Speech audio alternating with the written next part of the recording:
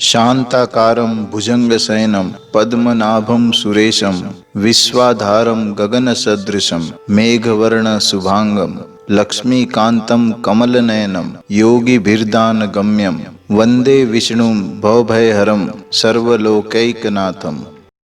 कृपया सब्सक्राइब कीजिए हमारे चैनल को तथा यह घंटी पर क्लिक अवश्य करें नया ज्ञानवर्धक वीडियो सर्वप्रथम देखने के लिए।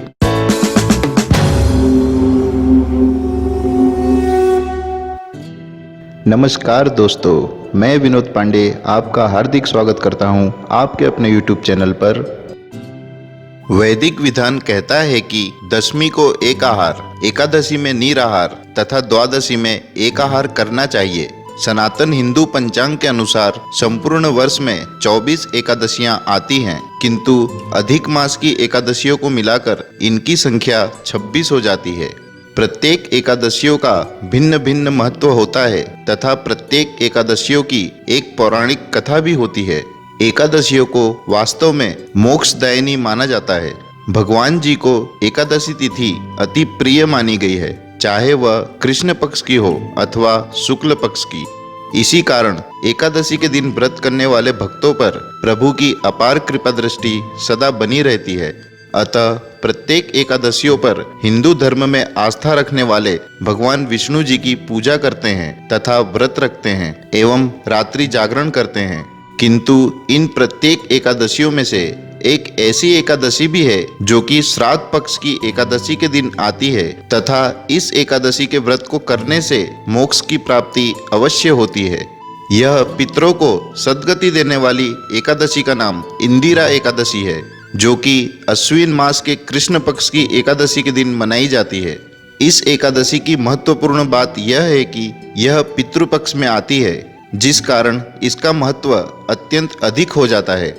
मान्यता है कि कोई पूर्वज जाने अनजाने हुए अपने पाप कर्मों के कारण यमदेव के पास अपने कर्मों का दंड भोग रहे हैं, तो इस एकादशी पर विधि पूर्वक व्रत कर इसके पुण्य को उनके नाम पर दान कर दिया जाए तो उन्हें मोक्ष प्राप्त हो जाता है तथा मृत्यु के उपरांत व्रती भी वैकुंठ में निवास करता है। इंदिरा एकादशी व्रत का पारण।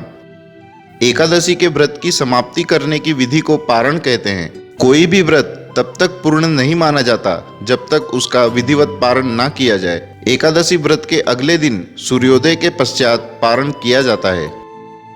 ध्यान रहे, एकादशी व्रत का पारण द्वादशी तिथि समाप्त होने से पहले करना अति आवश्यक है। यदि द्वादशी तिथि सूर्योदय से पहले समाप्त हो गई हो तो एकादशी व्रत का पारण सूर्योदय के पश्चात ही होता है। द्वादशी तिथि के भीतर पारण न करना पाप के समान होता है। एकादशी व्रत का पारण हरिवासर के दौरान भी नहीं करना चाहिए। व्रत तोड़ने के लिए सबसे उपयुक्त समय प्रातः काल होता है। व्रत करने वाले श्रद्धालुओं को मध्याह्न के दौरान व्रत तोड़ने से बचना चाहिए। जो भक्तगण व्रत कर रहे हैं उन्हें व्रत समाप्त करने से पहले हरिवासर समाप्त होने की प्रतीक्षा करनी चाहिए। हरिवासर द्वादशी तिथि की पहली 1/4 अवधि होती है। यदि कुछ कारणों की वजह से जातक प्रातःकाल पारण करने में सक्षम नहीं है तो उसे मध्याह्न के पश्चात पारण करना चाहिए। इस वर्ष आश्विन मास के कृष्ण पक्ष की एकादशी तिथि 13 सितंबर रविवार की प्रातः 4:13 से प्रारंभ होकर 14 सितंबर सोमवार की प्रातः 3:16 तक व्याप्त रहेगी। अतः इस वर्ष 2020 में इंदिरा एकादशी का व्रत 13 सितंबर रविवार के दिन किया जाएगा। इस वर्ष इंदिरा एकादशी व्रत का पारण अर्थात व्रत तोड़ने का शुभ समय 14 सितंबर सोमवार की दोपहर 1:36 से साय 4:04 तक का रहेगा। हरिवासर समाप्त होने का समय प्रातः 8:49 का रहेगा।